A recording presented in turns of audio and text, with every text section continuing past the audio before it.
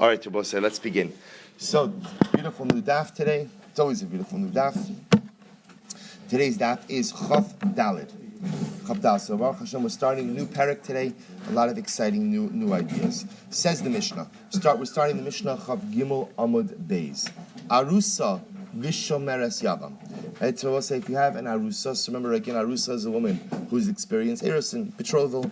So what happens? Arusa v'shomeres yavam. Shomeres yavam, also remember, is a woman who's waiting for yibum, meaning her husband died without children. She is waiting for her husband's surviving brother, her brother-in-law, to go ahead and do yibum. So what's the halacha? Lo shosos v'lo not los ksuva. So we'll say in this case over here, let's say I have the following situation. An arusa goes ahead, and a woman who's in arusa is warned by her husband. Because remember, after irisin, the husband, man and woman, are husband and wife. Just again, without nisuin, they're not permitted to go ahead and live together. But technically speaking, if let's say the arusa were to have relations with a man who is not her husband, that's adultery. So now in this situation over here, in irisin, the husband is warning his wife not to be alone with another man. So too in shomeres yavam, she's waiting for yibum, and the yavam is warning her not to be alone with another man. So what's the halacha? Now she violates the warning. So what's the halacha? Lo shosos, these women do not drink the waters. Below not los ksuvasa. Now listen, here's the interesting part. In situations like this, we're going to see a number of cases like this, where there was kinui, there was a warning, and there was a violation of the warning, but because of technicalities, the waters cannot be administered. Now in those situations where there was a warning, and there was a violation of the warning, but yet waters can't be administered, there's a mandated divorce. Because if there's warning, and the violation of the warning, but there's no clarification process, then by definition the husband must go ahead and divorce his wife. What the Mishnah is telling us is, furthermore, she loses her ksuba. Take a look at Rashi. Rashi says, "Lo v'lo not los ksuba, shehi garma le'asar atzma alav," because she, through her actions, has caused herself to become prohibited to her husband. Shenistra acharei kinui, because she went ahead and she was alone with the man about whom she was warned. The mekinui v'isr lo imit kid mefarish b'gemara v'afil less under of Hamnuna. The shomeres yavam says it's fine. So therefore again, case number one over here, shomeres yavam and harusa, as much as they cannot drink the waters for reasons we'll see later on. Nevertheless, again, if they were warned and they violated the warning, then halacha l'maisa, again, divorce is mandated and she loses her ksuba. Next, Shene Emar, why doesn't she drink the water? Shene Emar, because the pasuk says over here, Zos Torah saknos asher tiste isha tachas isha.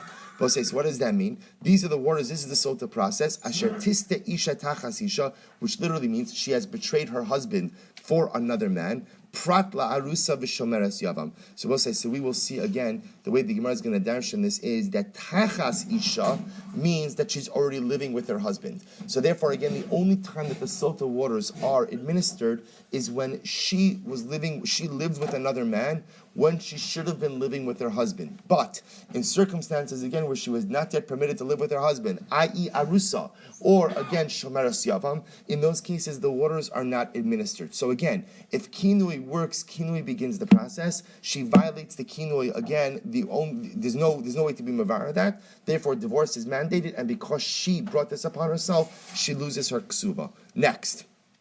Another interesting set of cases. What happens now in illegal marriages? So an almana marries a kohen gadol, right? Again, a kohen gadol marries a widow, which is aser, or grusha v'chalutza lekohen hedyot, or regular kohen marries a grusha v'chalutza, right? A divorcee or a woman who had chalitza. So what's that? Or mamzeres unasina li Yisrael, or Yisrael marries a mamzeres and or an asina. I'll also remember again, Rashi points out, we've had this already a number of times, Nesina Rashis are the Givonim. So just very quickly, the Givonim were one of the indigenous nations of Canaan. When Yoshua marches in, they know they're going to be wiped out. So what happens? They disguise themselves as a foreign people. Yoshua makes a treaty with them, thinking that there's someone else. When it's discovered about their real identity, Yoshua realizes he can't backtrack on the treaty because he made the treaty. So instead, what does he do? He relegates them to the status of wood choppers and water carriers, and prohibits, again, there are certain limitations as to who they're permitted to marry. Fast forward a little bit to times of David HaMelech. David HaMelech ultimately, again, sees that the Givonim have a certain barbaric and immoral nature, and therefore decrees that they may not enter into the assembly of HaKadosh Baruch Hu at all. So they have the status of like Mamzerim. So let's say, again, a regular Yisrael marries a Nasin, or a mamzer. So again, mamzer is unesina li Yisrael, or ubas Yisrael lemamzer ulinasin, or a Jewish woman marries a mamzer or nasin. In all those cases, Rabbi say lo shosos. These women do not drink below not los kesuva, and they do not take their kesuva. Now, what does this mean? Take a look at Rashi. Lo shosos de lo neemra parsha ela bereuya lekaima v'hachi tanya besifri. So we'll say the first thing the Mishnah tells me is that what? Sotah process only applies when? To legal marriages. Therefore, again, if it's an illegal marriage, and remember, I will say, how do we paskin with illegal marriages? We paskin, well, first of all, we paskin, they're not good. But in addition to that, remember again, Machlokes, Rabbi Akiva, and everybody else, about whether or not Kiddushin is tovsim b'chayvei lavin. So does Kiddushin work in an illegal marriage? Rabbi Akiva says no. Rabbi Akiva actually says that every illegal marriage, even if just punishable by a lav, ultimately produces mamzerim.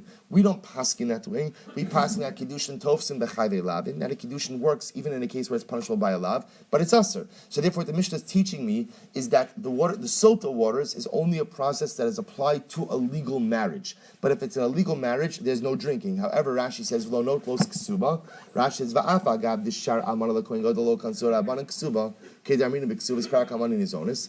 Zu ein la distira garmal le asralav. So we'll say Rashi points out over here, interestingly enough, without getting into it now, but again, we actually saw this in Ksuvas, that even in certain cases of illegal marriages, Chazal still provided the woman with a ksuva. So even if you assume for a moment that the woman in these illegal marriages is entitled to a ksuva, in this case over here, remember all of these cases where there was a kinui, there was a warning, and then there was violation of the warning. So the Mishnah is teaching me that again, in an illegal marriage, there is no drinking of the sotah waters, and even if she was entitled to a ksuva, she loses that ksuva now. Why? Because her actions caused this situation by violating the warning. Ve'elu lo shosos v'lo not los ksuva. We'll say, in the following are a list of women who do not drink, and they also don't receive their ksuva. Who is that? Ha'omer tmeani. So we'll say, remember again, sotah process begins, and then a woman goes ahead and says, I am tmeah. She says again, ultimately, I committed adultery. So in that case over there, we don't give her to drink, and she loses her ksuva. He has to divorce her. She loses her ksuva. V'sheba'ula edim shehi tmeah. Or witnesses came and said that she committed adultery. Or v'ha'omeres eini shoseh. Or ultimately, if a woman says, I'm not drinking. So we'll say in all of these cases, she doesn't drink, and she also forfeits her ksuva. Fine. Amar Baila, next case. Amar Baila, Eni Mashke. So listen to this. Let's say the husband says, I'm not administering the water stir. I don't want her to go through this process. I will say, and I remember he's a little late to the party over here, because remember again, what's happened already? He's triggered the process. We're talking about a situation over here where he warned her, she violated the warning. Now again, it's time for her to drink the waters, and the husband backpedals. He says, I don't want her to drink the waters. So what happens if the husband says again, Eini mashke, or Vishabaila ba'aleha b'derech, or for that matter again, her husband had relations with her on the way to the Beis HaMikdash. So remember, in these cases, she's not going to drink. Case number one, she's not going to drink ultimately because we'll say this is what's interesting about sotah. See, one might have thought that in the case of sotah, so we would have thought that perhaps in a circuit, once the process is triggered, it's triggered. What we'll see this in the Gemara is that's not true. It only goes forward as long as the husband pushes it forward. But if the husband does not push it forward, then Lamais again it stops. So again, similarly, we'll say in both of these cases, the reason why she's not drinking is why? Because he's choosing not to administer the waters. In that case, Rabbi say, so what's the halacha? Not los ksuva v'lo shosos. So in these cases, she does get her ksuva, but she does not drink. Look at Rashi. Amar baila eni mashke v'shabaila ba'ala b'derech shehu garam la shelo tishteh. He causes her not to drink, either from his reluctance to administer the water or from having relations with her. Therefore, again, in that case, she gets her ksuva. Next. Does he have to divorce her, or could he say no? Yeah, no. These are cases he has to divorce her. Once you trigger the process and you go ahead and you violate the kinu, he has to divorce her. Mesu ba'alein ad again, let me be absolutely clear on this. I said this before, but I want to restate it again. In all of these cases, once he's warned her and she's violated the warnings, Even in cases where she cannot drink, the couple must get divorced. Because the absence of the water, the inability to drink the water means is inability to clarify whether or not adultery occurred. So in that case, with this marital ambiguity, so the divorce must occur. The only shaila is, does she get her ksuva or not? This is a very important point. So the Gemara goes weiter. Meisubalin, this is a fascinating case. So let's say both say in the same situation, husband warned the wife violated the warning, they're ready to do the Sotah process, drink the waters. Then what happens? Husband died before he had a chance to go ahead and administer the waters. So meisu balin achlo shasu beishamai omrim not los ksuva v'lo shosos. So Beishamai says, look, we'll say in that situation, then what happens? So obviously she can't drink because the husband's dead. And again, this might sound strange, but it's the husband's fault. He died. So he's the one who stopped the process. So as we see already in the Mishnah, anytime that he's the one that holds the process, then Lamaisa, she is entitled to her ksuva. Take a look at Rashi. Rashi says, Maisu ba'alein, shall call sotos hanistaros u'uyos lishtos v'lo hispiku liashkosan. It says it in the plural because it refers to all of these cases, any case of sota, where she is ready to drink, and then the husband dies before she has a chance to drink. So Beis Shammai says, the process essentially stops, but because it stopped because of his death, ultimately she gets her ksuva, and she doesn't drink. O Beisila Omrim, O Shosos, O Notlos Ksuva. So we'll see what this means in the Gemara, but Beisila says no, she's got a choice. Either she drinks or she doesn't take her Ksuva. Look at Rashi. Beisila Omrim, O Shosos, O Lo Notlos Ksuva. Kolomar, Mitoch Shalo Shosos, Lo Notlos Ksuva. So we'll see what Beisila actually means. Beisila doesn't mean to say that she has a choice to drink, because she doesn't have a choice to drink. Why does she have a choice to drink? Because once the husband's dead, the process ends. What Beisila essentially says is the inability to drink, so still roots her in this marital ambiguity, and because of that, again, she may not take her ksuva. So machfadlan machlokis Beis Beisil. So Beis Shammai will say if the husband dies, process ends, but she takes her ksuva. Beis Hillel says husband died, it's true, but Lamaisa there's still the ambiguity, and therefore again she doesn't get her ksuva. Mu'uberes chavero umeinekes chavero. We'll say next case. This is going to be a little bit of a review from Ksuvas. So remember we learned in Ksuvas that halacha lamaisa, a man is not supposed to marry, literally we call it the widow of his friend, or the divorcee of his friend, if she is nursing or if she's pregnant. So if she's nursing, again, she's not supposed to marry a woman within 2 years if she's nursing, and pregnancy as well. The fear is that if she's nursing, she could become pregnant again. And Chazal at least felt that, or at least it was the perceived belief of the time, that a pregnancy would diminish her milk supply, thereby putting her infant child at risk. Similarly, again, mu'uberes chavero. If you look at Rashi says, Shemeis v'nicha mu'uberes umenika, o shegir shevihi mu'uberes umenika, v'asru chachamim linasi at shehavlad ben beis shanim, shekach zman yinikaso, v'halach zeh v'nasa v'kina. So we'll say, so in these cases over here, these are women that you're not supposed to marry. Now again, they're rabbinically prohibited. These are not biblical prohibitions. These are rabbinic gezeros that are there to safeguard the needs of the child, either the child in utero or the child ultimately who's an infant. So let's say a person goes in and violates the din dirabanan and marries what we call mu'uberes chavero. His friends, we understand chavero is not literal. The idea is he marries, his friend dies, and leaves behind, man dies, leaves behind the pregnant wife. Someone else comes and marries that pregnant wife, or the woman who's nursing.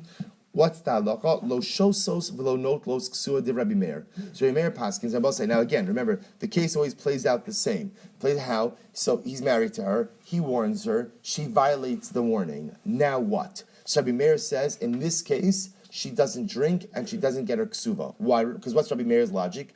Rabbi Meir's logic is, this is no different than any other case of illegal marriage. So what did we say before? If the Kohen Gadol married an Almana, or ultimately, or somebody married a Mamzeres, in all the illegal cases, there's no drinking, because drinking only takes place in legal marriages. But again, because she violated the warning, there's no ksuva as well. The Chum say no. Yachol hu la'afrisha Chachamim say you can't compare this to the case of illegal marriages. Why? Because in this case there's a remedy. What's the remedy? He could separate from her for 24 months, for after 2 years, and then he could go ahead and return. In other words, this is not an illegal marriage. It's just what? It's it's temporarily inappropriate. But yet there's a remedy for it. The remedy for it is just allow for the passage of time, and then he could resume a normal marital life together with her. So therefore, again, because that the Chachamim feel that this is not an illegal marriage, and therefore, again, that we'll have to see what the Chachamim mean. Does that mean, are the Chachamim actually saying that therefore, again, she can drink? So that we'll see in the Gemara. Next. Islandess. These are really fascinating cases. So islandess, what's an islandess? Rashi says over here, Duchra Nisa. An islandess is a woman who exhibits male characteristics. Now what does that mean? Delo Yalda, Shemei Ima Nivra'as Kach, Ve'in Lo Simani Isha, Lo Dadayim, Velo Saros, Vekola Allah. So she's a woman, anatomically she's a woman, but she fails to mature. She fails to mature as a woman. And therefore, again, Lemaisa, she's barren. She's barren. She fails to mature anatomically as a woman. She's barren. Islandess. Next case, Zikina. Zikina is a woman who's old and therefore, again, cannot bear children. Vishaina Ru'uya Leleit. And a woman who's unable to have children. I will say, now, what's the case over here? The case, Rashi says, Shaina Ru'uya Leleit, writes, Sheshasas Kos Ikrin. So what happens? So Rashi's case over here is a woman who, I guess lack of a better term, self-sterilized. Right? She literally, they used to have, actually Rashi points out that at the end of Toldos, that in biblical times it was common that men had two wives, right? And why two wives? One was the childbearing wife, and one was the marital relations wife. So these were the two, don't try this at home, right? You understand, right? So therefore, again, so what happened? The woman who was just there for physical intimacy with her husband, so she used to drink, Rashi as a koshel ikrin. They would drink some type of sterilizing potion that would prevent her from having children. The idea was that this woman would never become pregnant. She would preserve her figure. She would do everything. She was there for an intimate relationship with her husband. So that's the case over here. Rashi says over here is this Eina Ru'uya Leleid. Ein Ru'uya Leleid is this Shishas. That's how Rashi brings this lashon over here. Shishasas Kos Ikrin. Now, what's the common denominator in all of these cases? Now, Rashi is something amazing. Ba'asuros lekaima lemisha in lo banim shari nitztav yisrael period. Now, this is fascinating. Mr. Schoenfeld, good morning. Just sneak in. Right? So what happens? So now listen to this. So remember, over here what we're talking about, and this is fascinating, is we're talking about a man who does not have children, who married one of these women. So let's say a man marries an islandess, or a man marries an older woman who's not capable of bearing children, or he marries this woman who's sterile, can't have children. And both say, remember from our Ksuvas days, the halacha is that a man is not permitted to marry a woman with whom he cannot have children, because l'maisa, again, the man has a din of pirivia. In fact, remember again, the Gemara in B'seches Ksuvas said that if a man marries a woman like this, we force him to get divorced. So remember, we saw the Shulchan Aruch and Evan Ezer and Siman Gimel, right in Hilchos Perivia, right that the Ramach, so the Mechaber writes this, that if a man marries an islandess, a zakena, we force him to get divorced, so you have to marry a woman with whom you could put, actually, obviously, we know it's one of the maftechos that's in the hands of HaKadosh Baruch Hu. A person can marry a woman who could have children, but lav dafka, that a person can be able to, but at least you have to be able, possibly, to have children. So the Mechaber actually paskins that we force him to get divorced. The Ramah comments on that, the Ramah says, today, we don't get involved in these things, right? So today, people marry who they want to marry, but it's clear that the halacha says that a man should not knowingly enter, if a man has not yet been mekayim period berivia, he should not knowingly or willingly enter into a marriage that does not have the ability to produce offspring. So once I say, here's a fascinating case. In this situation over here, you have a man that married one of these women with whom he cannot have children. So what happens? He warns her that she may not be alone with another man. And what happens? She violates the warning. So you obviously understand what the shaila is going to be over here. He's in an unsanctioned marriage. Is it usher? I mean, it's not like marrying a mamzeres. It's not like a kohen gadol marrying a grusha. But at the end of the day, again, it's quote unquote the question is, do we call this an illegal marriage or not? So let's see. So the Gemara says, what's the halacha? In all of these cases, lo note, lo ksuva, below shosos. So we'll say, in this case over here, these women do not drink. And therefore, again, what? They also do not go ahead and take a ksuva. So interestingly enough, you see that they are entitled to a ksuva, but because they don't drink, and we'll see why in the Mishnah Gemara they don't drink, so they don't drink, and therefore, again, they also lose their ksuva. Fine. Rabbi Eliezer Omer, so here, we'll say this. Rabbi Eliezer Omer, Yochel hu lisa isha acheres, V'lifros v'lirbo semena. So Rabbi Eliezer seems to be saying this is not an illegal marriage. Why is it not an illegal marriage? Because you could always marry someone else with whom to have a family. There's always that second wife option for a period of a rivya. Therefore, inherently, this marriage is not illegal. Because it's not illegal, therefore, Rabbi Eliezer would say that if she were to become a sotah, she would drink, and therefore, again, she is entitled to take her ksuva as well. So the Gemara goes weiter. Shar kol anashim, the rest of all women, meaning all the other cases, O shosos, O lo not los ksuva. I will say, in general, in every other case, a woman has a choice. If she's a confirmed sotah, when I say confirmed sotah, means she's been warned, she violated the warning, she has a choice. Either she drinks the water, and again, is able to exonerate herself, or if she refuses not to drink, husband must divorce her, and she loses her ksuva.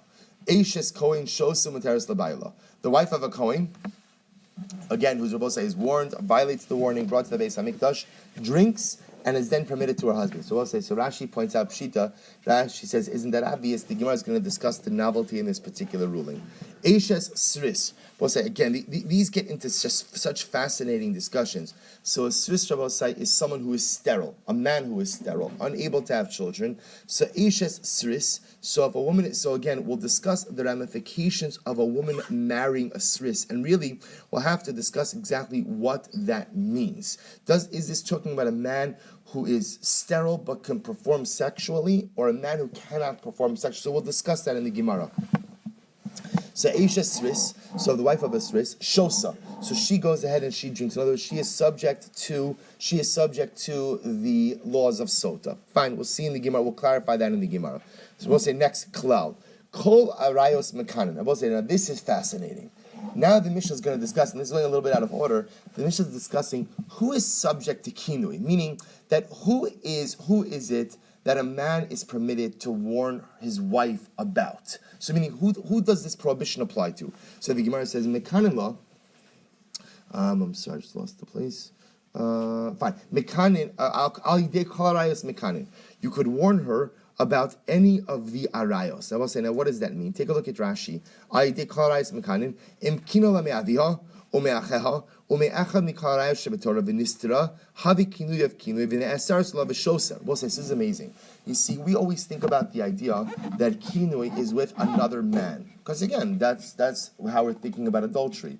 The Mishnah actually teaches me that a man could warn his wife about being secluded with anyone, including the arayos. For example, a man could say to his wife, I prohibit you from being alone with your father. Or from being alone with your brother. Any one of the arayos, any one of the prohibited relations, he is permitted to go ahead and warn her that she is prohibited to be secluded with these individuals. However, chutz mina katan, with the exception ultimately again of a katan, meaning he can't warn her against being alone with a katan. I will say again, now we'll have to define what kind of katan is that, because remember from our ksubas days, of course, right? Yeah. So remember again, there's a concept, bias katan, the bia of a child after 9 years old is considered to be halachically significant. So is that what we're talking about? Below 9, above 9, 30. So we'll see in the Gemara what that means. Umi misha eno ish. Now we'll say, now this is a very cryptic statement here. And furthermore, again, he can't warn her against someone, being alone with someone who is not a man. So at first glance, it appears that what the Mishnah is saying over here is that there's no sotah for lesbian activity. That's what it sounds like. But we'll see in the Gemara. I know that's right. This is the way to start the day. And this is not right. So again, we'll see in the Gemara ultimately what that means.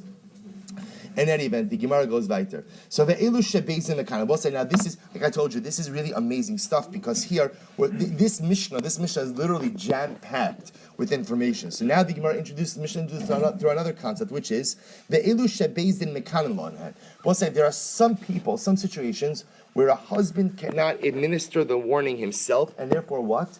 Therefore, Beis Din does it on his behalf. Who are they? Mishin is charish baila. So listen to the following situation. A situation where the husband, now typically when you see the word cherish and it's unqualified, cherish usually means a deaf mute. So let's say the husband now, we'll say it has to be a case where the husband became a deaf mute. Because if the husband was always a deaf mute, then the marriage would not really be a binding marriage. Because the assumption is that a cherish, a deaf mute, does not have das. So assuming that he was a regular, what we'll call a regular guy, and then he becomes a cherish, so what happens? He's unable to warn his wife. Let's say Beis Din sees that his wife is engaging in inappropriate activity. They have the ability to what? To warn the wife on the husband's behalf. So mishin is charish baila. So nishtate, or the husband goes crazy. The husband is insane, and therefore again lacks mental capacity. Beis Din has the ability to warn the wife, to literally to warn her not to be alone with someone else. Let's say the husband's in jail, so the husband's not present, but Beis Din sees that the woman is behaving in an inappropriate way. They have the ability to go in and warn her. So now, what's the ramifications of these warnings? Lo lahashkosa amru. Now, both say understand that just because they warn her not to be alone with a certain man, if she violates that warning, that does not trigger the Sotah waters, because Sotah waters can only be triggered how?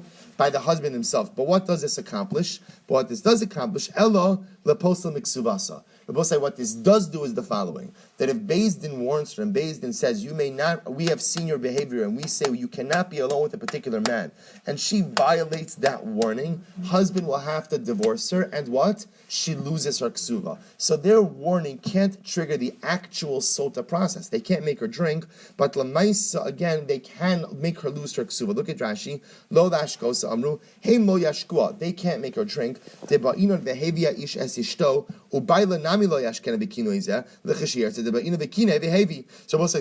So remember again, this warning can't allow Beis Din to make her drink, because Beis Din can't make her drink, nor does this warning work for the husband to make her drink, because the warning wasn't administered by the husband himself. But what the warning can do is the warning can make her lose her ksuva. So the Gemara goes weiter. So Rabbi Yossi says, Afla hashkosa lechishiyetze bailam beis hasurin yashkena. But Rabbi Yossi has a very interesting shita. Rabbi Yossi says that the warning of Beis Din can go ahead and count as the husband's warning himself, and therefore when he gets released from jail or if he's healed from any of these states, he can actually make her drink on the basis of this particular warning. Okay, we'll see weiter in the Gemara. Says the Gemara, Mishtahu deloshasya hakinui mekanila. So says the Gemara, we're going back to the first case. Remember how this all started? This started with the statement that an arusa and a shomeres yavam cannot drink. Meaning, let's say a man has erusin, or the Yavam is waiting to do Yibam with his sister-in-law, and what happens? He warns her that she cannot be alone with a particular man. She violates the warning. So what did the Mishnah paskin? He cannot make her drink in these circumstances. There's no drinking in these circumstances. So the Gemara says, what do you see from here? You see from here he can't make her drink. Hakinui mekanala. So we'll say he can't make her drink, but he can make her what? He can make her the kinui, the warning, does work. So interestingly enough, this is a situation where you can begin the process of sota. You could warn her, and if she violates the warning, there will be repercussions. Then we should lose her ksuba. Lemaisa, just as a technicality, you can't give her to drink. So the warning works, drinking no. So where do we know this from? The Tan Rabbanan, because we learned Dabra b'nei Yisrael v'amarta, speak to the Jewish people, v'amarta, and you will say unto them. Now that word v'amarta is extra. Once it says Dabra b'nei Yisrael, already I'm speaking to the Jewish people. Why does it have to say v'amarta, and you shall say? L'rabos arusa v'shomeres yavam l'kinui. Comes to teach us that what? That an arusa and a shomeres yavam are subject to a sota warning. Meaning that the yavam and the arus could warn their yavama and wife, but yet what? But yet they can't make them drink. So the warning works, so both saying that if there's violation of the warning, she becomes asura to him, and because there is no clarification process of the waters, he must divorce her, and she loses her ksuva. But no drinking. Umas nisin money. Who's the pain does our Mishnah reflect? Remember again. So the Mishnah also seems to echo this same statement, namely that there is warning, but there's just no drinking. So money mas nisin. Rabbi Yonasan. It's Rabbi Yonasan. What does Rabbi Yonasan say? Tisanya tachas isheich. Because the pasuk says again, remember, talking about the sota. So the pasuk says, "Asher tista isha tachas." I'm sorry, tachas isheich, that she committed adultery while under her husband, living with her husband. Prat la arusa. So we'll say. So the Brisa says, tachas isheich comes to exclude what? Comes to exclude an arusa. And we'll say, now why do we exclude an arusa? Because we say an arusa is not tachas sheikh. Tachas sheikh seems to have an idea that she's living with her husband, and arusa is not yet living with her husband. Yachal shani motzi av shomeres yavam. So I would have thought that I would also exclude a shomeres yavam from this case, meaning that a shomeres yavam should also not be subject to the laws of Sotah. Talmud lomar ish ish. Therefore, the pasuk says ish ish to tell me that what? That a yavam has the ability to give the shomeres yavam the meisota to drink. Rabbi Yoshia. So both say Rabbi Yoshia holds that an arusa is not included in the drinking of the waters. Rabbi Yoshia holds that a shomeres yavam does drink. So according to Rabbi Yoshia, if a yavam warned his yavama not to be alone with a particular man, and she violates the warning, she would drink. Dear Rabbi Yoshia, she's Rabbi Yoshia. On the other hand, Rabbi Yonasan says, Tachas isheich, when the pasuk says, underneath your husband, prat l'shomeres yavam. This comes to exclude that a shomeres yavam does not drink because she's not yet living with her husband. Yotzi shomeres yavam v'lo otzi es arusa. Shimon after I should only exclude a shomeres yavam, not exclude an arusa. Talmud lomar asher tista isha tachas isha. Prat la'arusa. Therefore, the pasuk comes to exclude an arusa as well. So we'll say, listen to this. So fundamental machlok is Rabbi Yoshia and Rabbi Yonasan. Here's what they agree on. They both agree that an arusa does not drink. What do they disagree on? Shomeres yavam. Rabbi Yoshia says a shomeres yavam, she violates the warning, drinks, and Rabbi Yonasan says that a shomeres yavam does not drink. Says the Gemara. Before Yibam, correct. Shomeres yavam means she's waiting for something to happen. So Mar alima le arusa. So we'll say, see, here's what's interesting. So according to one opinion, Mar, which is Rabbi Yonasan, he holds alima le arusa. He holds that the bond of Erisin is stronger than the bond of Yibam. How so? The Kiddushe Didei, Visoklin Al Yado. Because number one, why is Erisin stronger? So Erisin is stronger, number one, because it's the man himself, it's the husband himself who's affected this bond. Furthermore, if she has relations with another man, there is skila, which means tantamount to adultery. Umar alima le shomeres yavam. But the other holds that shomeres yavam is a stronger bond. Why? The lo michsira mesira l'chuppah. Because what's missing? There's the lo michsira mesira l'chuppah. Because essentially, we'll say all that has to happen is what? Is biyah. Is biyah. Rabbi Yonasan, hi ish my avdei. So let's remember again. So now you have Rabbi Yonasan who holds that neither a shomeres yavam nor an arusa drink.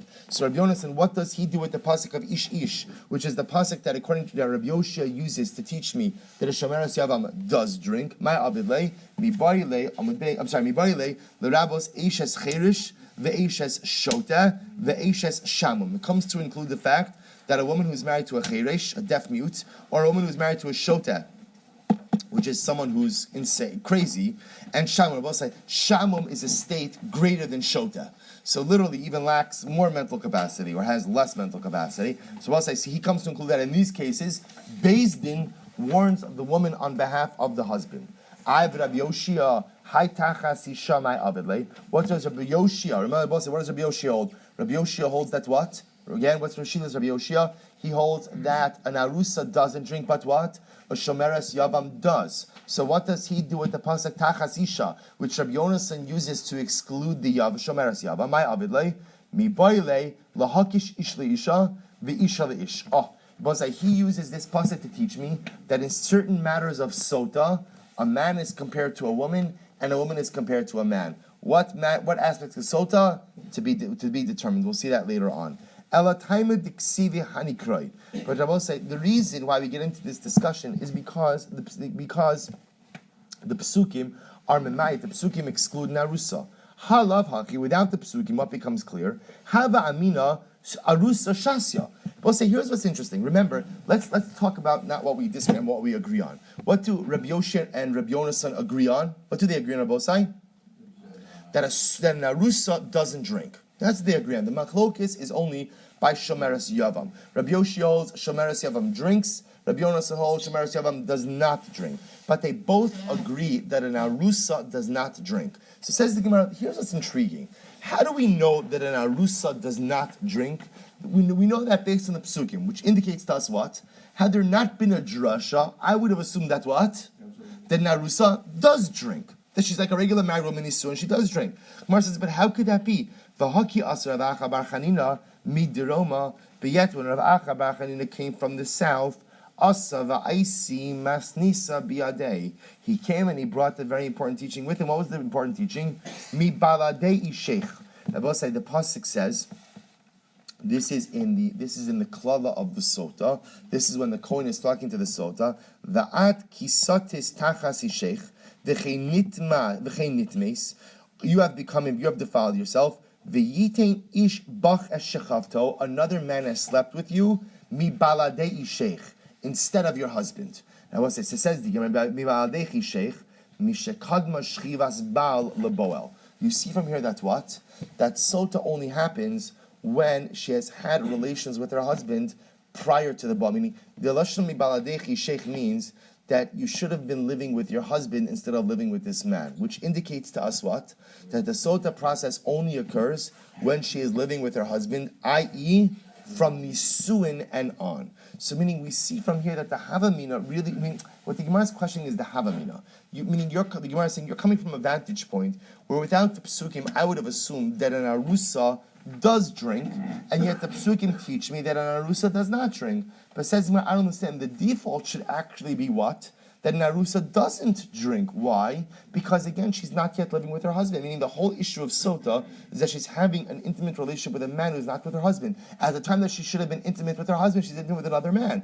So it should only apply to a state of marriage where intimacy is permitted, i.e., from Nisuin and on, but from Eros, and there should not be Sotah. To which the Gemara, I'm sorry? Where they were misyachin. Also, the Gemara gives us. So the Gemara says the Baruch Shekivanta in a little bit different way. But the Gemara says, I'm sorry, I didn't read it. Mishakin mashchivas baal leboel, v'lo shekin mashchivas baal lebal. But remember, and again, if you give her to drink in a state of erisin, what you're essentially allowing is for what? Is a situation where the Boal had relations with her, the adulterer had relations before her husband did, and that seems to be an untenable situation. To which the Gemara says, Amrai bar Chama, mashkachas la kigon. What's the case, Shabbos? The case is where he had relations with her. And the Gemara says, you're right. And you can't make her drink in all cases of Erusin, but in a case of Erusin where what? Where he did have relations with her. He did have relations with her prior to Nisuin. For example, he had relations with her while she was still living in her father's home. So what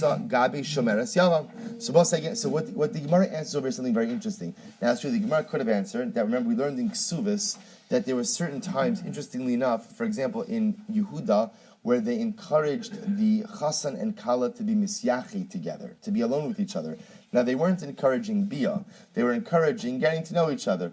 Of course, again, some people took this mandate a little too far. They got to know each other very well. So again, this happened in Yehuda. The Gemara chooses not to give that answer for some reason, because I guess the Gemara wants a more global answer. So the Gemara says you could be talking about a case over here. When would you have a case where the Arusa would drink? It's a case where ultimately we know that man and woman had relations during Erusin. So they were married, but before Nisu, and they had relations. So in that case, again, that's a situation where there was intimacy with the husband before intimacy with the adulterer, and in those circumstances she could drink. To which the Gemara says, but 1 second, remember, what did the Mishnah do? The Mishnah lumped Arusa with Shomeres Yavam together. So what would be the corresponding case by Shomeres Yavam? Tikavasa Gabi Shomeres Yavam, Kigon Sheba Aleha Yavam Bebeis Chameha. We'll say, what would be the corresponding case of Yibum? The corresponding case of Yibum would be that the brother-in-law had relations with his sister-in-law, not for the sake of Yibum, but while she was still in her father's house. So the Gemara says, 1 second, what are you talking about? Hashomeres Yavam, Karsa Ishtamayasir. We'll say that doesn't work that way. By Yibum, what's the halacha? Once he has relations with her, so she becomes his wife. Oh, so the Gemara says, 1 second. So the Gemara says, V'hamarav kana l'kol. V'hamarav kana l'kol. We'll say, Rav says that Rabosai, any kind of bia. In other words, according to Rabosai, even if he's having relations with her, not for the sake of affecting marriage, but he's having relations with her for his nus purposes, according to Rav, it still goes that and affects Yibum. The Gemara says, to which the Gemara says, we pass like Shmuel. What does Shmuel say? Kishmuel da Amar lo kana ela lidvarm ha'amurim beparsha. So this, interestingly enough, is a fundamental machlokas between Rav and Shmuel. So Rav says that any time that the Yavam has bia with the Yavama, it affects Yibum. It affects Yibum. It does not matter what his intent is. It doesn't matter what his machshava is. He has intent for Yibum, has intent for his nus. If he has relations with her, it affects Yibum. Shmuel says not true. Shmuel paskins Rabbosai that at the end of the day, the only thing that affects full Yibum ultimately is what? Kavana, bia with kavana to affect yibum. But if he has bia with kavanas, let's say just for his nus, just for immorality purposes, then Lamaisa it only affects quasi yibum. What does it mean to affect quasi yibum? That anything that is stated in the pasuk, ultimately he affects, but things that are not stated in the pasuk he does not. So, for example, Rashi, we don't have time right now, but Rashi goes through the list of things.